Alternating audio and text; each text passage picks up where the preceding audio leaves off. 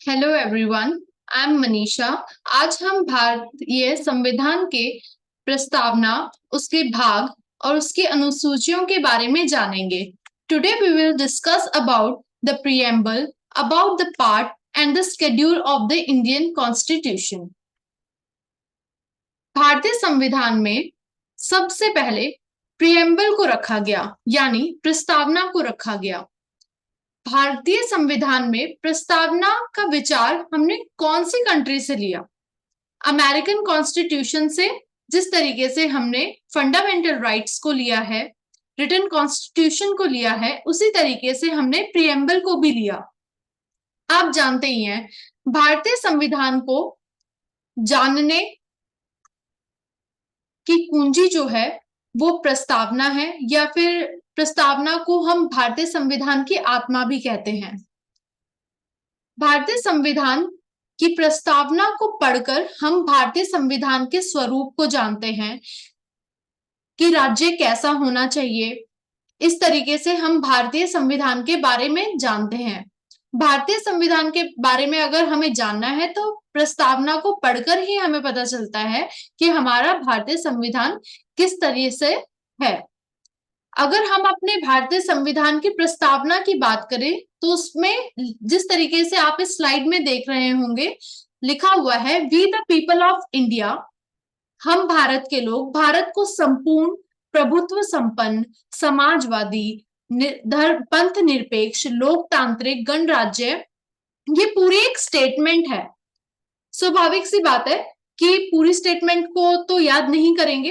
Exam point of view से जो जो वर्ड हमारे लिए इंपॉर्टेंट है, जो एग्जाम में पूछे जाते हैं, वो शब्द हम यहाँ पे डिस्कस करेंगे। तो वो कौन कौन से वर्ड हैं जो प्रीएम्बल में इंपॉर्टेंट है एग्जाम पॉइंट ऑफ व्यू से? उससे पहले हम ये जानेंगे कि प्रीएम्बल की इंपॉर्टेंस क्या है। Importance of preamble. This is a basic source of constitution. संविधान के मूल स्रोत हमें यहां से पता चलते हैं। राज्य का स्वरूप क्या हो, ये हमें प्रीएम्बल से पता चलता है। संविधान के उद्देश्य क्या है, ये भी हमें प्रीएम्बल से पता चलता है। हमारा संविधान कब लागू हुआ, ये भी हमें प्रीएम्बल से पता चलता है। हम डिस्कस करते हैं अब कि वो कौन कौन से शब्द हैं जो प्रीएम्बल में लिखे गए हैं, जिनका हमारे एग्जाम पॉइंट ऑफ व्यू से इंपॉर्टेंस कौन कौन सी है। मैं आपको एक ट्रिक बताती हूँ जिसके थ्रू हम उन वर्ड्स को इजीली लर्न कर सकेंगे।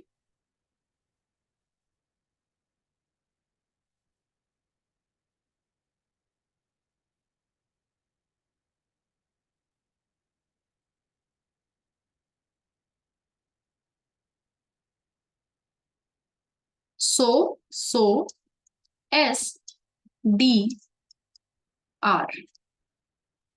जिस तरीके से जलेबी सबको पसंद है, उसी तरीके से हम जलेफी को याद रखेंगे। JLEFI। तो हम सेकंड सो पे स्टार मार्क कर लेंगे, सिंगल एस पे स्टार मार्क कर लेंगे और आई पे स्टार मार्क कर लेंगे। स्टार मार्क का मतलब है कुछ इंपॉर्टेंट, तो फर्स्ट सो से हो जाएगा।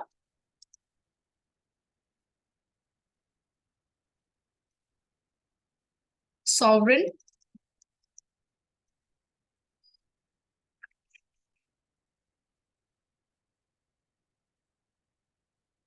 प्रभुत्व, संपन्न। सेकंड सौ से हो जाएगा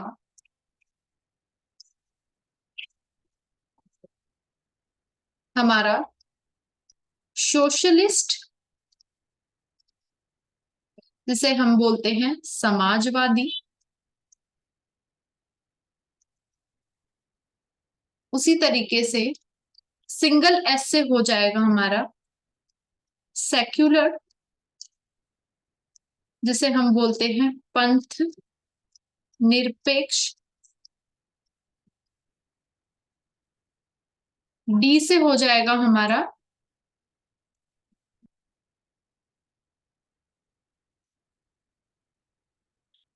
डेमोक्रेटिक।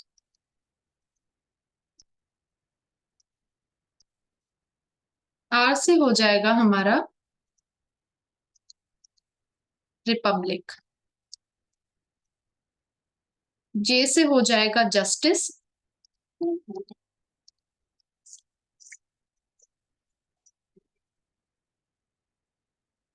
एल से हो जाएगा लिबर्टी।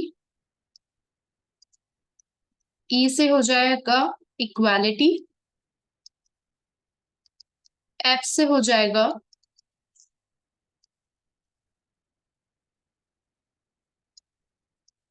फ्रेटर्निटी। आई से हो जाएगा इंटेग्रिटी।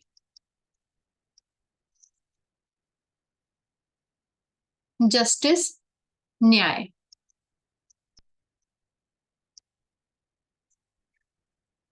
ऐसा राज्य होगा जो हमारे राज्य में 3 तरह से न्याय देगा। 3 तरह से कौन कौन से तरीके से? राजनीतिक न्याय, पॉलिटिकल जस्टिस,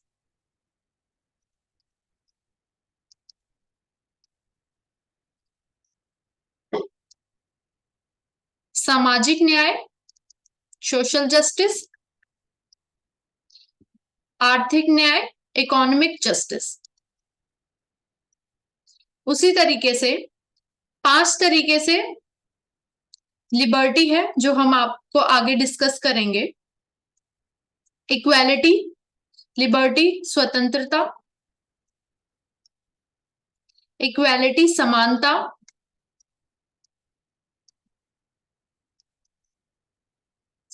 फ्रेटर्निटी बंधुत्व, इंटेग्रिटी अखंडता।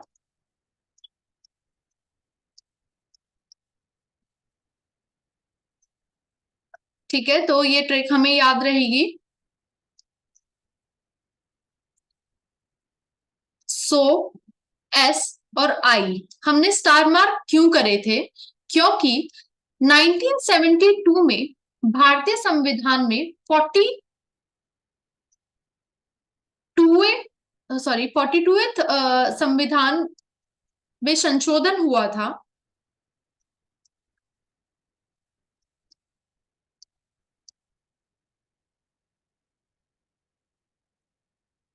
जिसके अंदर हमारे संविधान की प्रस्तावना में 3 शब्दों को जोड़ा गया था। वो कौन से 3 शब्द थे? सोशलिस्ट समाजवादी,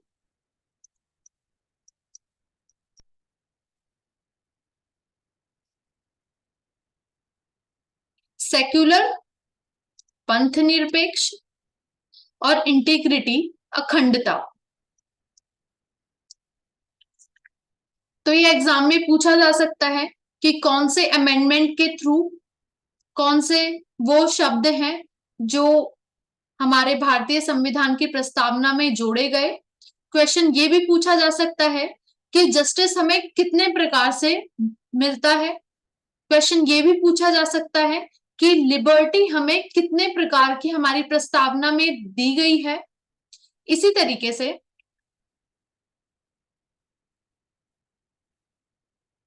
ये एग्जाम पॉइंट ऑफ व्यू से इंपॉर्टेंट हो जाता है हमारे लिए। अब हम एक एक करके इन सभी वोकैब्स को समझेंगे।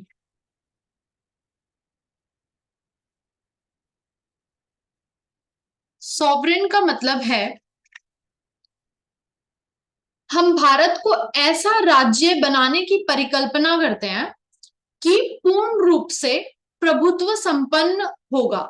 मतलब कि कोई भारी व्यक्ति, कोई भी भारी शक्ति या फिर कोई भी बाहरी देश जो हमारे ऊपर अधिकार ना करे, ना कोई डोमिनेंस हो, हम हमारे देश को हम हमारी देश का प्रभुत्व संभालने के लिए खुद कैपेबल होते हैं। हमारे देश के जो राष्ट्रीय अध्यक्ष हैं वो हमारे देश के नागरिक होंगे और हमारे देश के प्रभुत्व को संभालते हैं। हमारे प्रेसिडेंट जो है वो हमारे देश के प्रभुत्व को संभालते हैं। तो दैट मीन्स प्रभुत्व संपन्न वो हो गया जो हम पूरी तरह से अपना देश चलाने के लिए स्वतंत्र है, अपने देश का शासन चलाने के लिए स्वतंत्र है, तो वो हो गया प्रभुत्व संपन्न। इसी तरीके से सोशलिस्ट समाजवादी, समाजवादी जो है वो एक समाजवादी जो है वो विचारधारा है।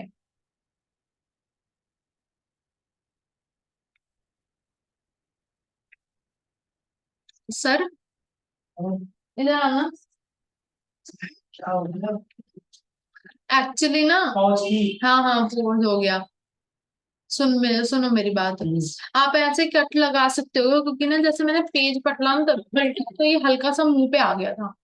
कोई बात नहीं है, कोई बात नहीं। क्या कोई बात? पेज की आवाज नहीं, उस आवाज नहीं आएगा, पेज मुंह पे आ गया था। मतलब हल्का सा, मतलब यू आ गया था। अरे कोई बात, हाँ उतना नहीं देखना, मैं देख लूंगा जब तुम बनाओ। तो अब मैं वापस से बोलूँ क्या? थोड़ा सा आगे पीछे बोल दूं क्या?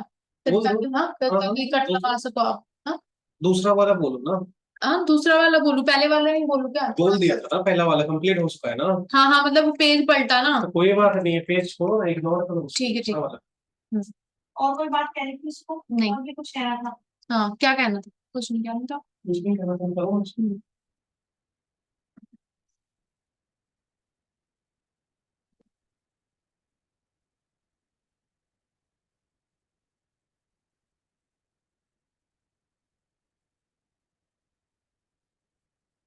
इसी तरीके से हमारा सेकंड पॉइंट है सोशलिस्ट। सोशलिस्ट ये यहाँ पे कोई विचारधारा नहीं है। हमारे देश में किसी भी व्यक्ति का सामाजिक और आर्थिक रूप से भेदभाव नहीं होना चाहिए, किसी भी तरीके से शोषण नहीं होना चाहिए। इसीलिए हमारे भारतीय संविधान की प्रस्तावना में समाजवादी शब्द को रखा गया। 15 अगस्त 1947 को हमारा जो देश है वो आजाद हो गया था, राजनीतिक रूप से स्वतंत्र हो गया था, लेकिन हमारे देश के अंदर लोगों के साथ सामाजिक रूप से आर्थिक रूप से शोषण ना हो, इसलिए समाजवादी शब्द को हमारे भारत की संविधान की प्रस्तावना में इस शब्द को रखा गया। थर्ड है पंथ निरपेक्ष। पंथ निरपेक्ष से ये साक्ष्य है हमारे राज्य का अपना कोई धर्म नहीं होगा।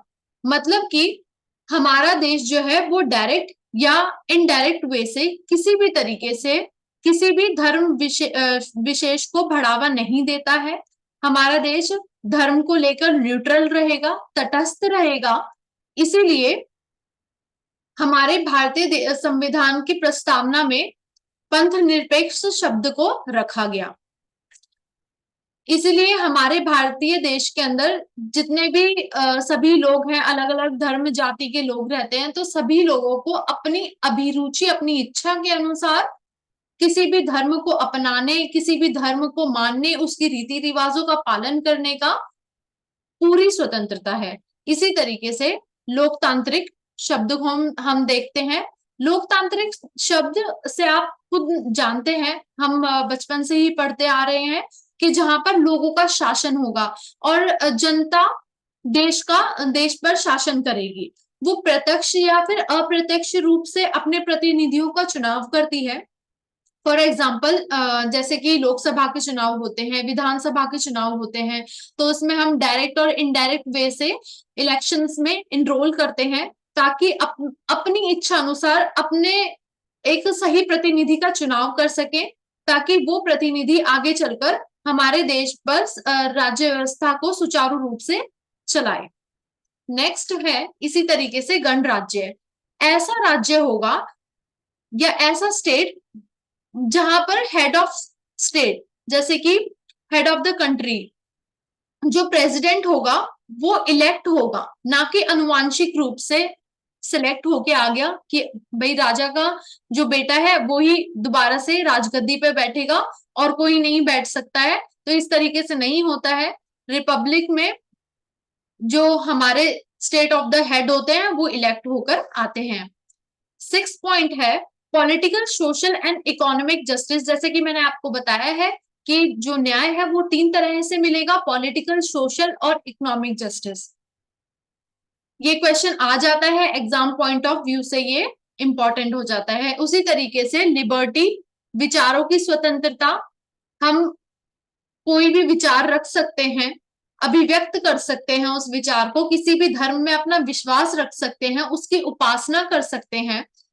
इसी तरीके से इक्वालिटी ऑफ स्टेटस, हम हर इंसान को इस बात की स्वतंत्रता है कि वो अपने स्टेटस को इंप्रूव कर सके, उसे सभी तरीके से अपॉर्चुनिटी मिले ताकि वो अपनी लाइफ में आगे बढ़ सके, अपने जीवन में अच्छा कर सके। इसीलिए इसीलिए equality of status and opportunity उसमें हमारे भारतीय संविधान की प्रस्तावना में ये शब्द दिए गए हैं। 9th पॉइंट है बंधुता, हमारे देश में लोगों के बीच भाईचारा बना रहेगा, इसका अर्थ ये है।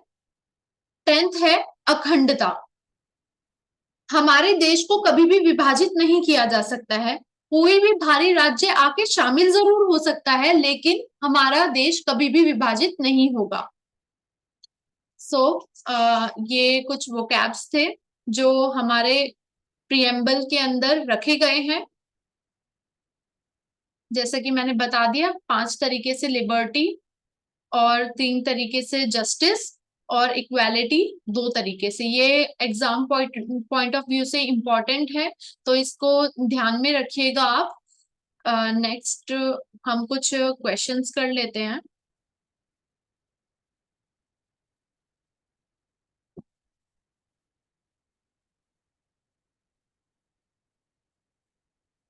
In which amendment the words socialist, secular, and unity and integrity of the nation be added to the preamble of Constitution of India? किस संशोधन में भारत के संविधान की प्रस्तावना में समाजवादी, धर्मनिरपेक्ष और एकता, राष्ट्र की अखंडता को जोड़ा गया है? जैसा कि मैंने आपको पहले ही बता दिया था, 42th अमेंडमेंट के अंदर 3 वर्ड को जोड़ा गया था। मैंने आपको ट्रिक बताई थी, SI। ठीक है, कौन कौन से वर्ड थे वो बताइए आप मुझे। समाजवादी, ठीक है, फिर है पंथ निरपेक्ष, नेक्स्ट है अखंडता। ठीक है, ये 3 वर्ड जोड़े गए थे। कब जोड़े गए थे? 1972 के 42th अमेंडमेंट के अंदर। अब राइट आंसर होगा इसका ए। बी पार्ट की, बी ऑप्शन की बात कर लेते हैं। 44th अमेंडमेंट में ये हुआ था 1978 के अंदर, और इसमें राइट टू प्रॉपर्टी को हटाकर हमारे फंडामेंटल राइट से लीगल राइट बना दिया। ठीक है, इसी तरीके से इसमें नेशनल इमरजेंसी का भी जिक्र है। नेशनल इमरजेंसी तभी लगेगी जब यूनियन कैबिनेट रिटर्न परमिशन दे देती है, तब हमारे भारत देश में नेशनल इमरजेंसी लगेगी। 44th अमेंडमेंट 1978 के द्वारा। 52th अमेंडमेंट की बात कर लेते हैं।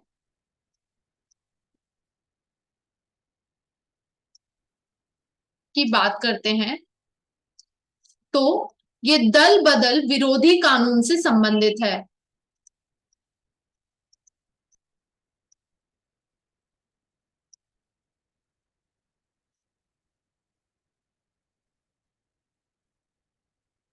Next question, the first country which adopted preamble for its written constitution. जैसे कि मैंने आपको स्टार्टिंग में ही बता दिया था, यूएसए इसका राइट आंसर होगा। यहां से हमने प्रीएम्बल लिया है, रिटन कॉन्स्टिट्यूशन लिया है।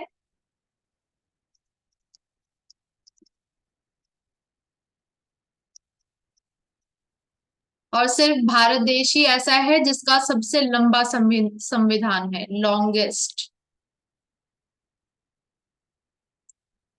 साथ में हमने फंडामेंटल राइट्स लिए हैं,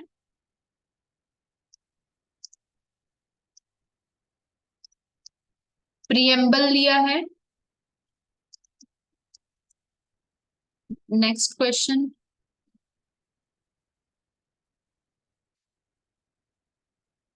the philosophy and values of makers of constitution are reflected in. संविधान के निर्माताओं के दर्शन और मूल्य में परिलक्षित होते हैं प्रीएम्बल, प्रीएम्बल के अंदर परिलक्षित होते हैं। नेक्स्ट क्वेश्चन,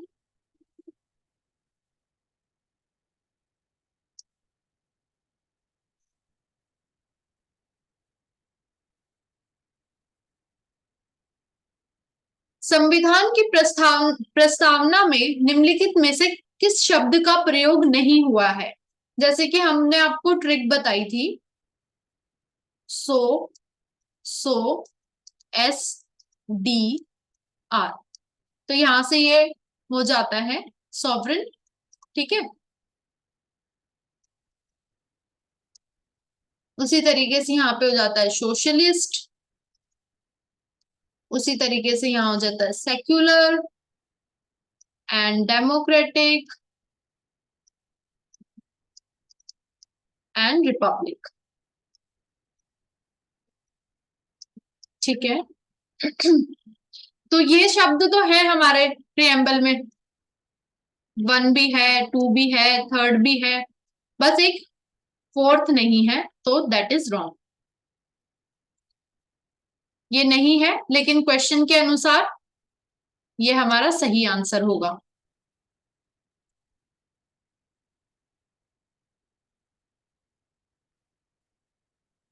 हमारे प्रीएम्बल में कितनी बार संशोधन हुआ है? हमारे प्रीएम्बल में सिर्फ एक बार संशोधन हुआ है। कौन सा संशोधन हुआ है? 42th amendment. ठीक है,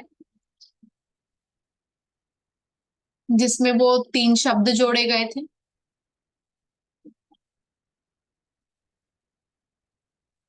नेक्स्ट है, भारतीय संविधान, Indian constitution not only imagines the democratic form of government but also imagines a democratic society because its ideology consists of। भारतीय संविधान न केवल सरकार के लोकतांत्रिक स्वरूप की कल्पना करता है बल्कि लोकतांत्रिक समाज की भी कल्पना करता है, क्योंकि इसकी विचारधारा में निम्न शामिल है। याद आ रही है कोई ट्रिक मैंने आपको बताई थी? क्या थी? जलेबी से कुछ याद आया? जलेफी। ठीक है, तो यहां से जस्टिस हो गया, एल से लिबर्टी हो गया, ई से इक्वालिटी हो गया,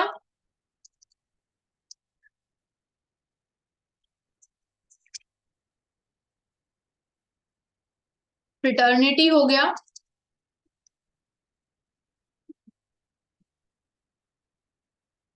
इंटीग्रिटी हो गया।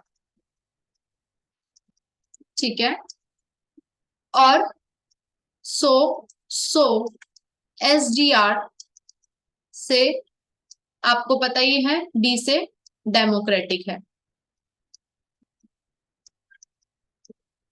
तो इस ट्रिक से हमें पता लग रहा है कि जस्टिस भी है, लिबर्टी भी है, इक्वालिटी भी है और फ्रेटर्निटी भी है। तो हमारा 4th is the right answer.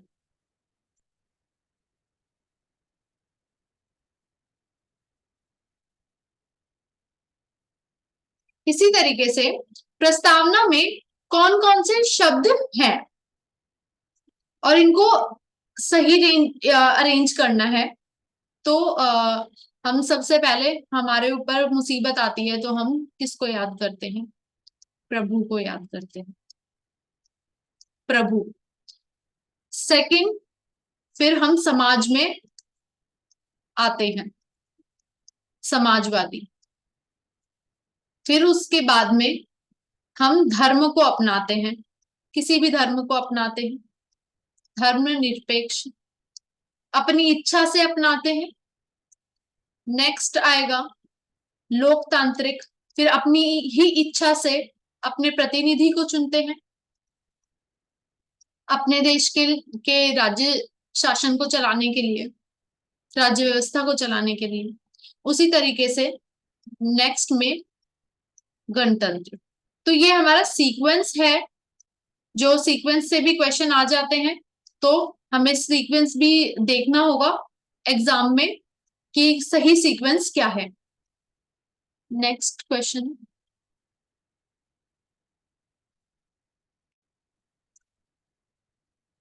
Where is the objective of social justice articulated in constitution? संविधान में सामाजिक न्याय का उद्देश्य कहाँ व्यक्त किया गया है? आर्टिकल 14 की बात करते हैं।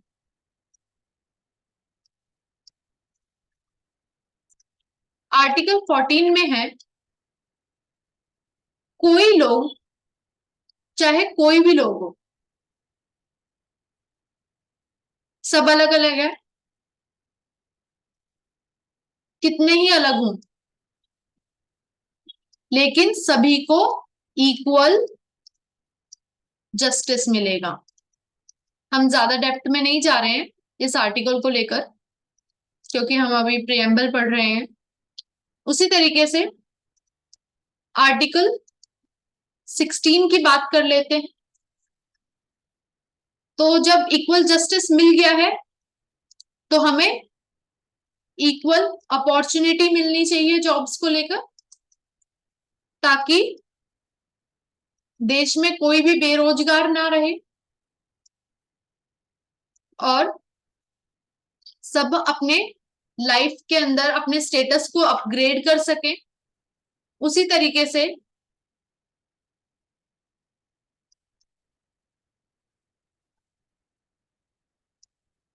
Article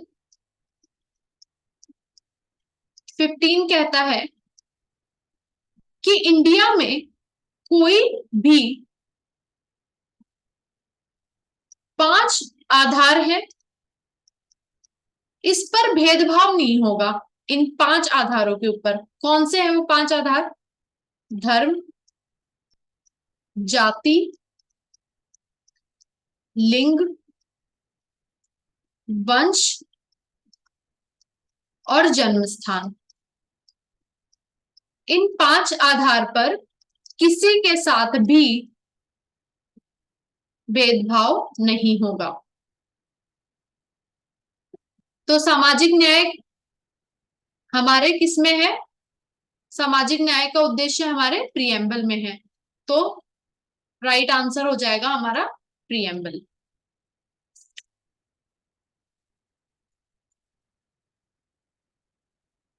thank you for this class.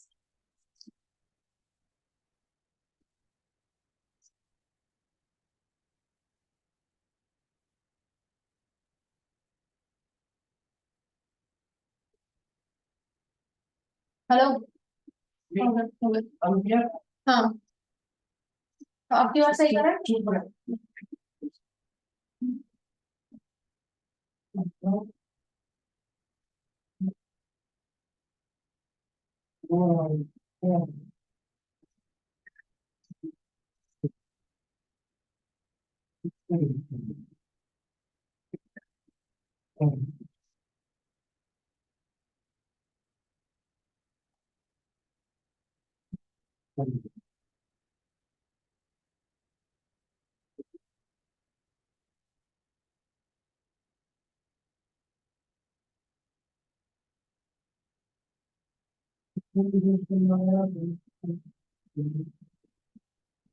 सब्जी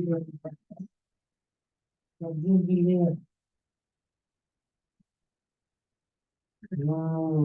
बोल दिया। मैं बताता हूँ।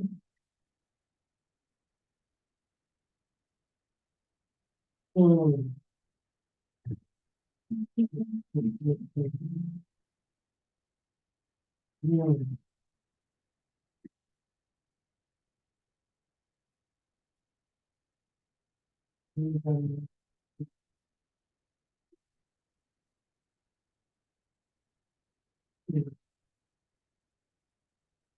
हम्म, यार, मेरा सारा तरीका भी चेंज करना है।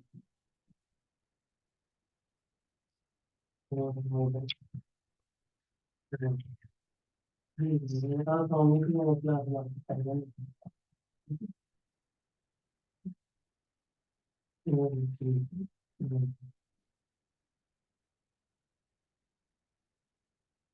एक लाइट बंद कर। किधर से बिजली है? हाँ, तो अंधेरा होगा। नहीं नहीं, बीच वाला उसी के बगल वाला दबा दो। अब देख लो यार, 500 बजे हमने घर से फोन भी आ गया स्वामी के पास। वो दवाई की फोटो मंगा रखी मम्मी का था, भेज दी। हाँ, फोटो। मेरे पास थोड़ी दवाई, मेरे पास है ना। पागल है क्या? वो कहती भेज देना।